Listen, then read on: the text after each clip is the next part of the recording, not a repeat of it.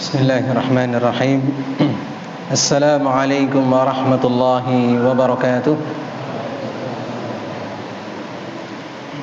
Innal hamdalillah nahmaduhu wa nasta'inuhu wa nastaghfiruh wa natubu ilayh wa na'udzu billahi min shururi anfusina wa min sayyiati a'malina.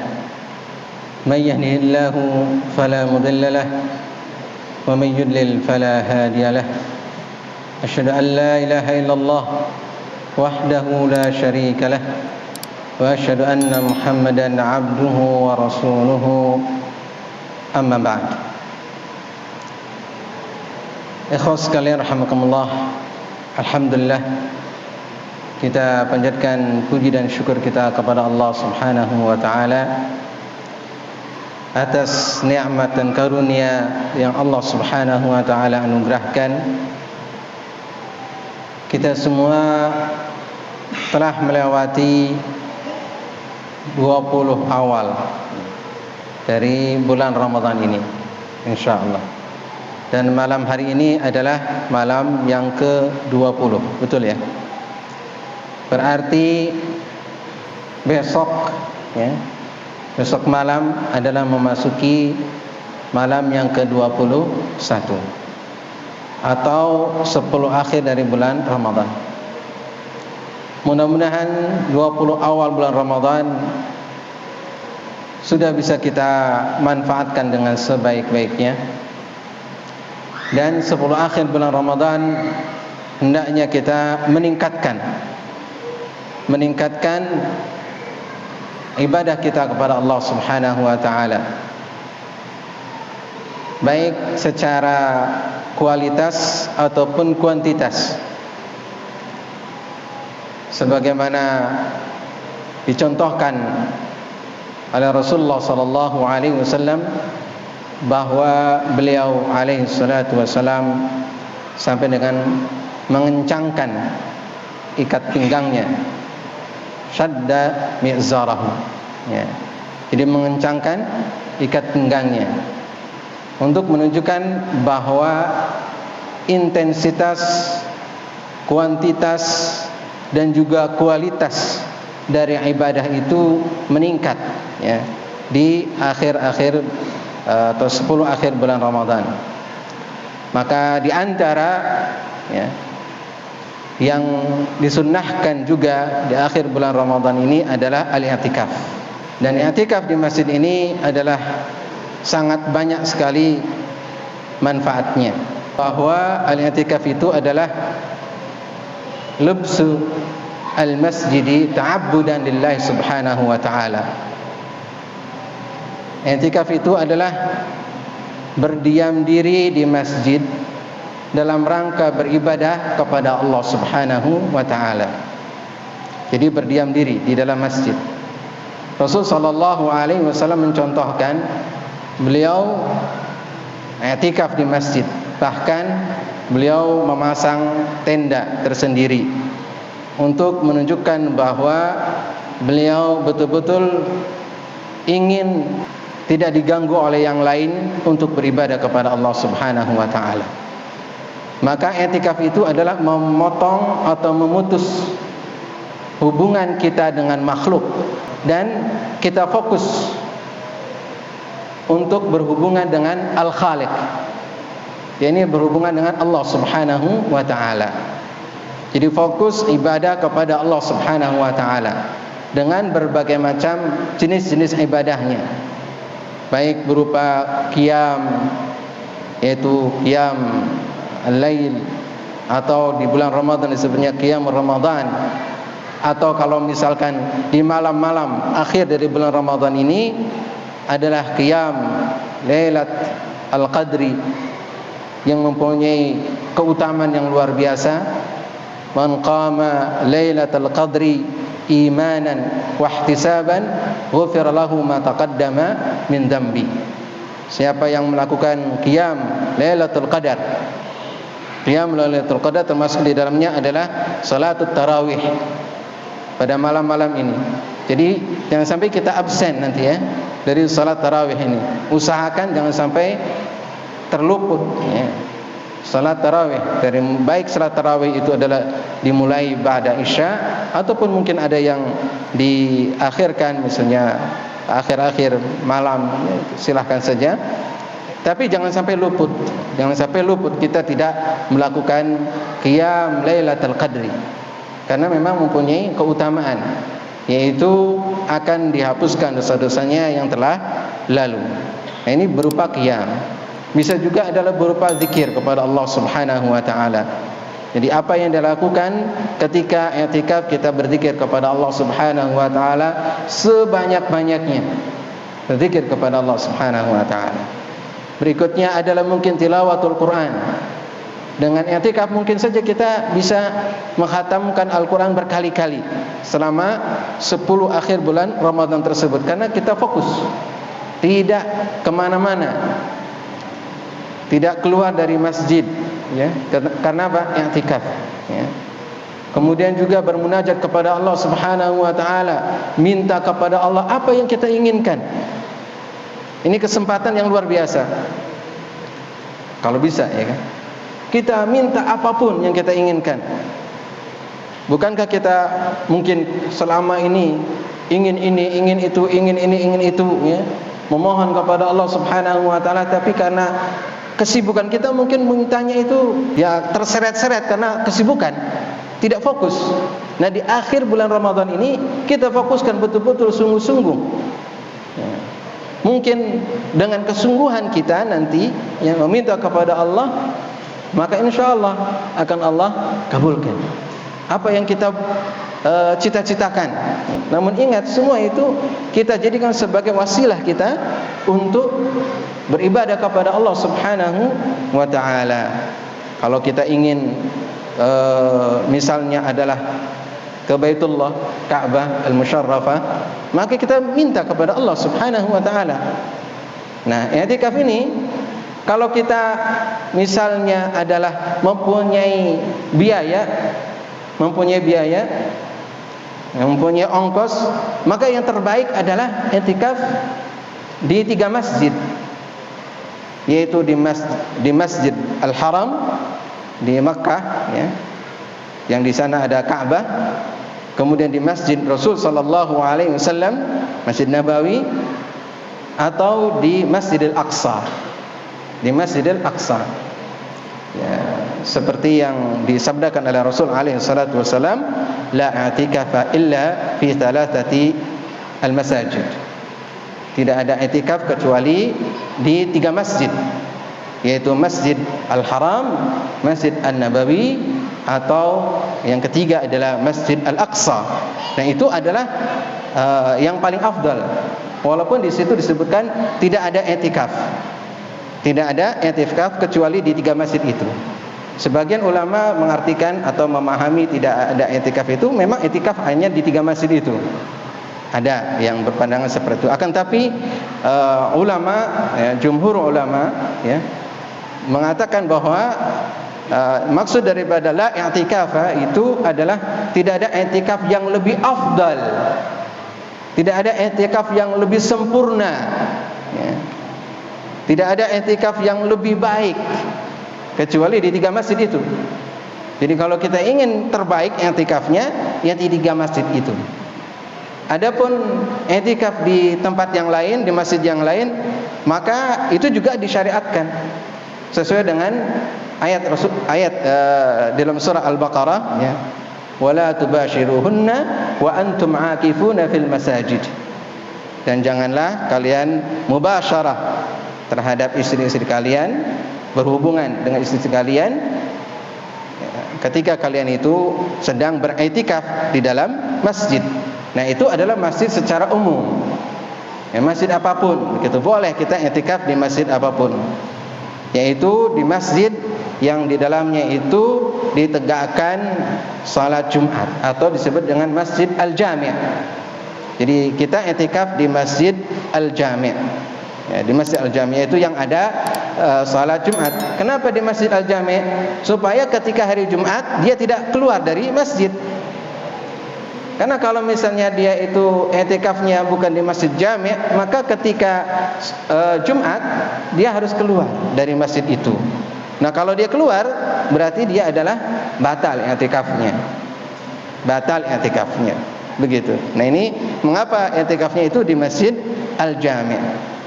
Kalau perempuan boleh tidak i'tikaf? Boleh. Boleh perempuan itu i'tikaf ketika masjidnya mempunyai fasilitas, ya, sarana prasarana yang memadai.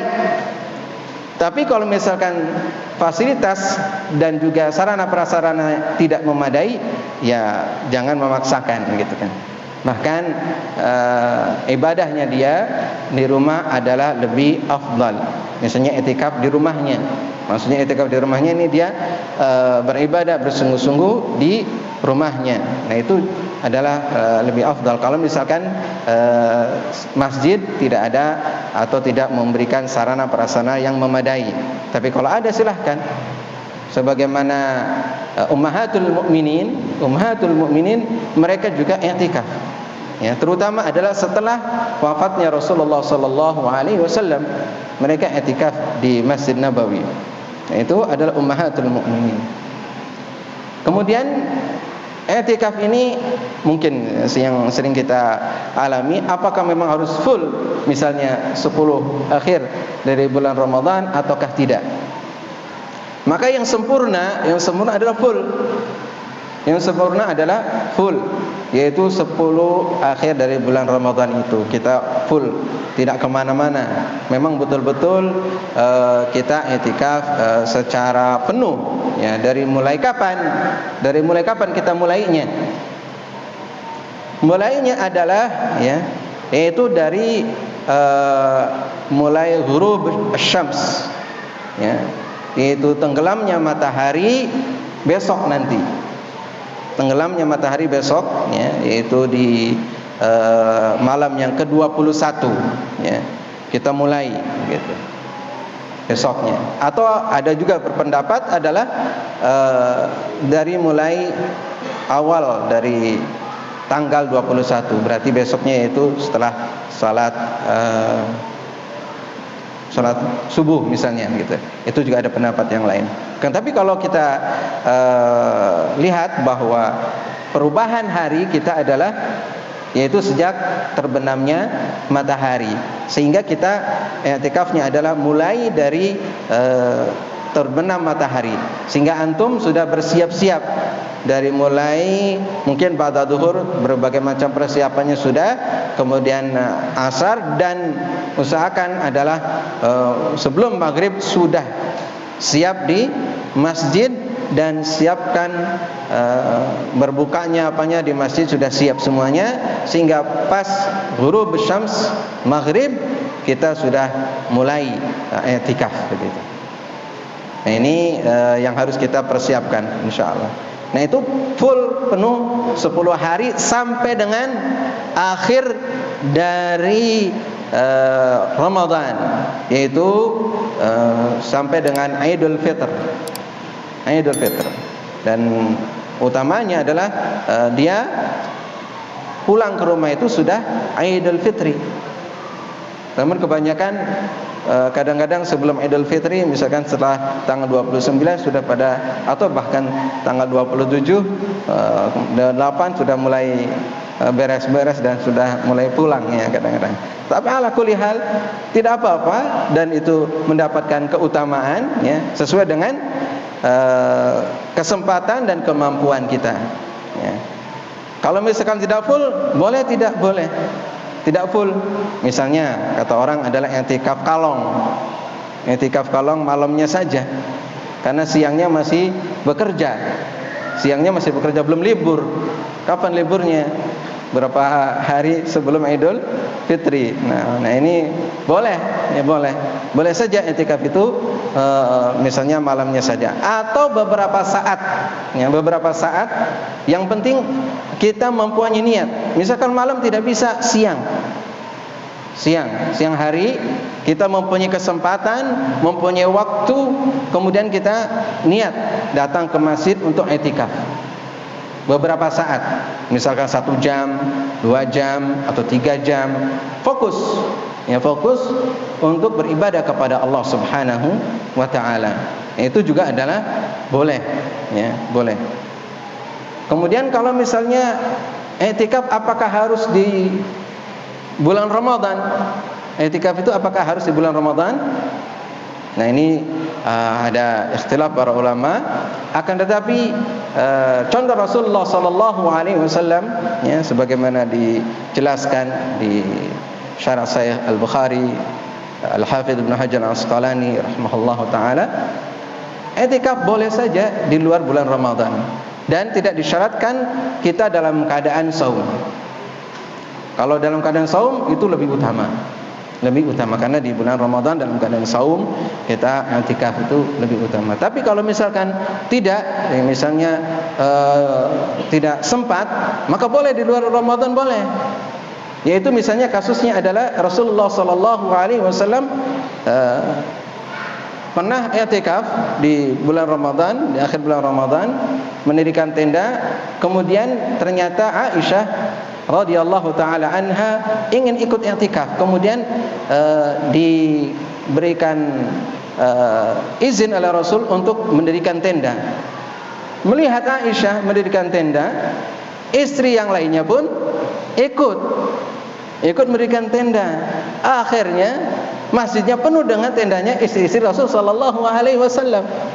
Ketika istrinya semua mendirikan tenda masing-masing dan masjid menjadi penuh dengan tendanya istri-istri Rasul, Rasul sallallahu alaihi wasallam cabut tendanya dan pulang. Ya, enggak jadi i'tikaf, pulang. Melihat Rasul sallallahu alaihi wasallam pulang, maka istri-istri Rasul sallallahu alaihi wasallam akhirnya cabut tenda lagi. Pulang semua masing-masing. Begitu. Nah, ini mereka pulang. Kemudian kapan Rasulullah i'tikafnya? Yaitu pada bulan Syawal. Pada bulan Syawal. Rasul sallallahu alaihi wasallam i'tikafnya di bulan Syawal. Berarti kalau bulan Syawal sudah lagi tidak di bulan Ramadan. Dan boleh kita i'tikaf di selain bulan Ramadan, bulan Syawal atau bulan apapun yang mungkin kita mempunyai kesempatan. Misal adalah i'tikaf di setiap hari Jumat. Antum setiap hari Jumat datang awal di masjid. Ya, tabkir, ya, artinya masih pagi-pagi. Nah, itu juga bentuk daripada i'tikaf. Antum niatkan i'tikaf. Misalnya bahkan dari mulai jam 8 pagi, kalau misalkan mau, ya silahkan sampai akhir dari asar.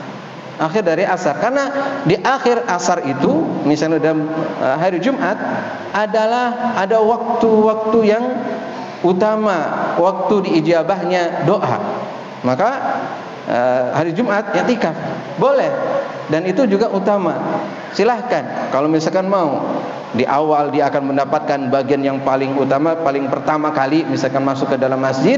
Nanti di akhir hari Jumat dia akan mendapatkan kesempatan untuk berdoa kepada Allah Subhanahu wa taala, yang doanya diijabah oleh Allah Subhanahu wa taala, dan itu juga adalah satu keutamaan. Nah, itu boleh, ya, boleh i'tikaf. Baik, kembali bahwa di akhir-akhir bulan Ramadan ini adalah saat-saat yang utama. Terutama adalah kita mencari yang disebut dengan Lailatul Qadar. Walaupun Lailatul Qadar itu adalah pasti kita akan melewatinya. Kita pasti akan melewatinya. Namun apakah kita bisa memanfaatkannya secara optimal atau tidak, begitu? Mungkin saja kita melewati tapi tidak optimal. Karena apa? Karena misal di rumah banyak hal-hal yang mungkin kita lakukan, bahkan mungkin masih sibuk dengan kesibukan duniawi, begitu ya. Tapi kita lewati itu. Dan dengan i'tikaf kita lebih memaksimalkan, terutama adalah di malam-malam ganjil sebagaimana petunjuk Rasul sallallahu alaihi wasallam. Ya, bahwa kita misalnya dari mulai tanggal malam 21 sampai dengan 29 tanggal-tanggal ganjil atau seluruhnya. Apalagi kalau sudah awal Ramadannya beda-beda nih tanggalnya, ya. awal Ramadannya beda. Kata si fulan ini adalah tanggal ganjil, sama si fulan yang lain tanggal genap. Ya. Nah ini kan beda-beda tuh. Nah berarti gimana nih? Yang disebut ganjil dan genapnya kan beda-beda. Ya, sesuai dengan keyakinan masing-masing. Ala kulli hal kita semuanya, ya, semuanya di 10 akhir bulan Ramadan ini kita manfaatkan dengan sepenuhnya. Ya, jadi seluruhnya gitu ya. Berikutnya adalah ketika kita i'tikaf, kita sudah mempersiapkan dan kita ingat tadi bahwa i'tikaf itu adalah kita ingin menjalin hubungan dengan Allah Subhanahu wa taala lebih intens dari hari-hari biasa. Maka kalau bisa ya, kita memutuskan hubungan dengan semuanya. Kalau bisa handphone tidak dibawa, handphone tidak dibawa itu. Kalau bisa gitu kan. Ya. Kalaupun tidak bisa, ya mungkin jangan terlalu banyak begitu. Kita fokuskan. Kemudian di dalam i'tikaf apa saja yang boleh kita lakukan? Tadi sudah kita sebutkan beberapanya. Kalau misalkan di dalam masjid itu adalah ada kajian, silahkan kita boleh mengikuti kajian-kajian yang diselenggarakan di masjid tersebut. Kalaupun tidak ada, ya kita optimalkan. Dan i'tikaf itu adalah bukan daurah. Ingatnya, bukan daurah ilmiah. I'tikaf bukan daurah ilmiah. Sehingga kita jangan sampai heran, kok misalkan di masjid ini enggak ada kajian-kajiannya misalnya. Tidak ada. Ya, karena memang i'tikaf bukan daurah. Kalau kajian full dari mulai misalnya ba'da subuh sampai dengan malam ada kajian-kajian bertumpuk, nah itu namanya daurah ilmiah. Nah itu ya bukan waktunya. Nah, tapi i'tikaf itu adalah dia berusaha untuk secara pribadi, karena ibadah i'tikaf itu ibadah fardhiyah, ibadah pribadi. Lebih dioptimalkan bagaimana menjalin hubungan seintim mungkin dengan Allah Rabbul Alamin. Jadi maksimalkan. Kalaupun ada hanya selingan-selingan saja, ada kajian itu adalah selingan. Dan kita memang derajatnya tidak seperti Nabi, tidak seperti mungkin sahabat, tabi'in, atba'ut tabi'in, para ulama yang mereka bisa begitu ya, fokus secara full penuh gitu kan. Mungkin ada variasi. Kita ini kan bosenan ya. Kadang ketika itu baca Quran saja terus menerus mungkin bosen, atau ada apa? Mungkin ada variasi sedikit, boleh saja variasi sedikit. Kemudian kalau i'tikaf boleh enggak ngobrol sama orang? Boleh saja ngobrol. Bahkan dilarang oleh Rasul sallallahu alaihi wasallam kalau kita itu tidak berbicara sama sekali. Ya, kita tidak berbicara sama sekali dengan orang lain. Mentang-mentang i'tikaf kita diam saja. Ada yang negur diam, pokoknya diam fokus. Tidak. Dan itu pun dilarang, ya. Kalau ada yang negur atau ada orang lain yang bertemu dengan kita, ya biasa kita say hello, boleh, saling tegur sapa, ngobrol juga boleh, tapi intensitasnya ngobrolnya jangan terlalu banyak. Jangan lebih banyak ngerumpinya daripada tilawatul Qur'annya, daripada zikirnya, daripada munajatnya, daripada ibadahnya, daripada misalnya adalah salatnya, salat sunnahnya gitu. Nah, jadi kita harus mempunyai agenda sendiri nanti ketika i'tikaf itu seperti apa. Nah, insyaallah seperti itu. Dan di masjid kita alhamdulillah ya, setiap tahun kita memberikan kesempatan kepada ikhwas sekalian apabila mau beriktikaf. Dan pada asalnya i'tikaf itu adalah sendiri, tapi di sini insyaallah ada panitia yang siap untuk berkhidmah kepada antum agar i'tikafnya lebih fokus begitu ya, insyaallah taala. Demikian mungkin sekilas ya. Walaupun hukum-hukumnya sebenarnya banyak ya tentang masalah i'tikaf, itu mungkin di kajian-kajian secara khusus dalam bab i'tikaf yang lainnya. Ini hanya sebagai pengingat saja bagi ana pribadi ataupun bagi ikhwan sekalian. Wassallallahu ala nabiyyina Muhammadin wa ala alihi wa sahbihi ajma'in. Subhanakallahumma wa bihamdika asyhadu an la ilaha illa anta astaghfiruka wa atubu ilaik wa a'fu minkum jami'an. Wassalamu alaikum warahmatullahi wabarakatuh.